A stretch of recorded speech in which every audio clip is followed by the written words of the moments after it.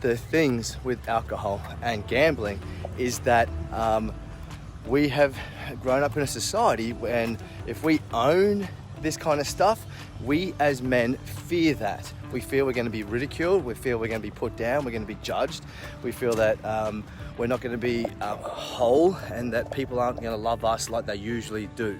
And so a lot of this alcoholism, and especially gambling, is like men do it behind closed doors. It's like a secret. And so I'm just going to speak into my experience and how I've moved through them. Number one, the biggest tool that I have pertaining to both of these is accountability. This right here is my number one accountability, especially pertaining to gambling. So I'll talk gambling and then I'll speak alcohol.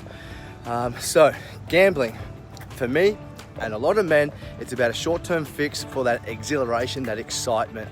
And I was validating life through gambling. So if you are challenged with gambling, delete all the apps, don't make it accessible for yourself, and then find some people that you can confide in and say, hey man, this fucking thing has got me.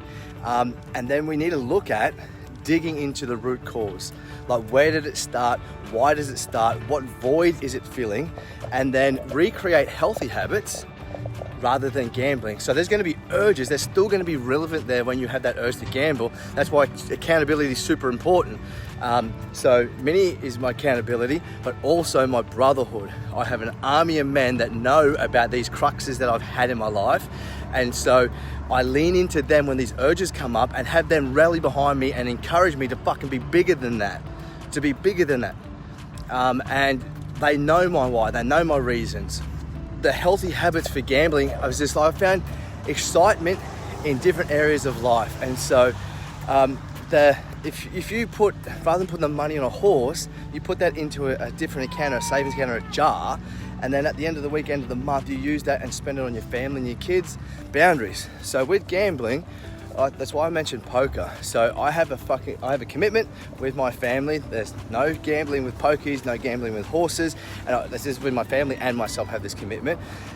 And I have an agreement with myself that I am able to play poker at a casino, and like it's a once in a blue moon type thing. But I set the parameters and boundaries up. So I say, this is my limit, and then I take that money out. I leave all my cards and everything so I don't have access to any other form of money, and leave that with my partner and go in and enjoy myself playing poker. I stick to my agreement, I stick to my commitment. I have people hold me accountable to that, and I'll be my fucking word. The challenge with that then is because alcohol then has formed an identity. It's part of who you are. You are not alcohol. You are not your emotions, you are not your job, you are not the role of father, husband. You're far greater than that. You are a soul. And throughout our life, we have all these different identities that we form, that we let go of, that die, and we recreate new ones. When I started getting sober, I had that thing of like, man, who am I going to be? I've never been out in public situations or scenarios without alcohol. And so what I did was I challenged myself. Went out with some mates and some accountability and didn't drink. While I was out that day, I realized that I actually had an amazing time with that alcohol. Had an amazing time. I saw everyone go downhill and deteriorate, and I was like, oh, I act like that, which is a huge deterrent. The next day I didn't wake up hungover. And that was an amazing, like an awakening for me. It's just like, oh, I can still be that funny dude. So when I started looking into that, I had some insecurities within myself that I needed alcohol to be fully me. I needed to be, liquid courage, to be able to be flirtatious, to be flamboyant, to be confident, to be humorous. And so I started sharpening my axe and stretching my being of trying that in different scenarios, situations without alcohol.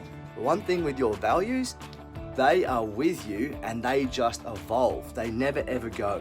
They only evolve, and you'll get to know them even more and more and more. This is why values are the cornerstone of manhood. Through anything, bro, through anything in your life, a business decision, a family decision, letting go of alcohol, Your values is your number one cornerstone, and the next one is vision, so the why. And so knowing your values and just like, man, is alcohol in alignment with this?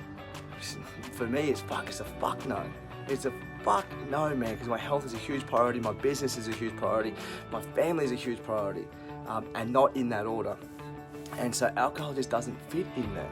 And so there's all of these habitual things that I used to do. Sunday half, on the grass, by the water, beers with the boys, awesome tunes. But I made a commitment to not to drink. I remember physically being I could feel this urge and this craving, like it was like a demon inside me. I could fucking feel it. In that instance, I went into, and I was coaching these men at the time, coaching them. And I just share this because like if you're like, real leaders show all of their flaws and everything, and real leaders go into the darkness and the shadows themselves before they take other people in there. And so I leaned into the men and my brothers, I'm just asking for a heap of accountability right now. And I just started talking about the urge that I had, the desire I had, what was the result that I wanted from beers, what did I want to do? And I spoke about all of these times, and then within about 10-15 minutes, I'm like, oh, do you know what? I'm bigger than this fucking alcohol. I don't want to have it anymore. And so I didn't. But then when we start to really look into it, especially the financial aspect of it, it can really be the kick up the ass that you need. So I do this with all of my clients, I did it with myself, is we sit down and we map out how much booze you drink in a week, times that by 4 for the month, times by the year for how many years, and like it's like hundreds of thousands of dollars usually that men are just fucking wasting and investing in something that is deteriorating them, that is diminishing them, that is leaving them in holes, that they're losing families over, that they're just masking all of this buried stuff that like needs to come to the surface. Remember, like literally what you sweep under the rug, it will eventually come out. And the longer you leave it, the more it comes up, and the more explosive and the more eruption it is. The same as gambling. And then like if you look into how much money you waste, and like where those two things have gotten you in life, that is a good enough motivator to stop. And so I just want to highlight too, there is two things here. There's motivation and then there's determination. I've been very, very motivated so many times to quit alcohol. I've been motivated, and then I've had accountability. I had a commitment for 3 months, fucking nailed it. And then in those times where I didn't have a commitment to myself, I went wayward. And so I moved through all of the guilt and the shame that I had with my men's teams because I'd gone against my word.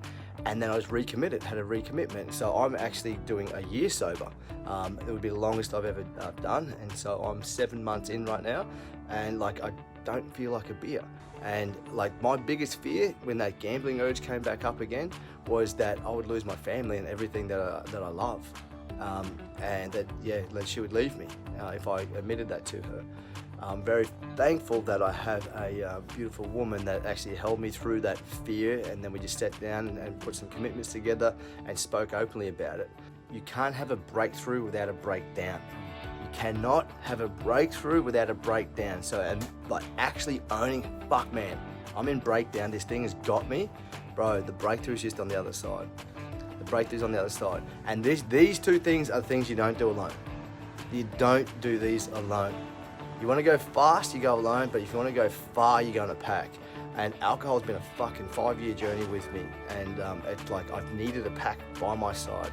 There's been times that I slip, but recommitting, making stronger commitments and boundaries, and deepening my sense of why. And so, yeah, man, just know that you are far greater than these two things, and that you get to form a new identity that is you. And so the way to do that is accountability, finding your values, owning what they are, having support systems, owning that it's bigger than you, making a commitment, making a commitment to yourself, looking and finding what your why is, and then looking into the root problem and cause of what you're masking or hiding of those short-term fix, and reintroducing habits that are actually more effective for you. And so, yeah, choose you. You're worth it. Much love.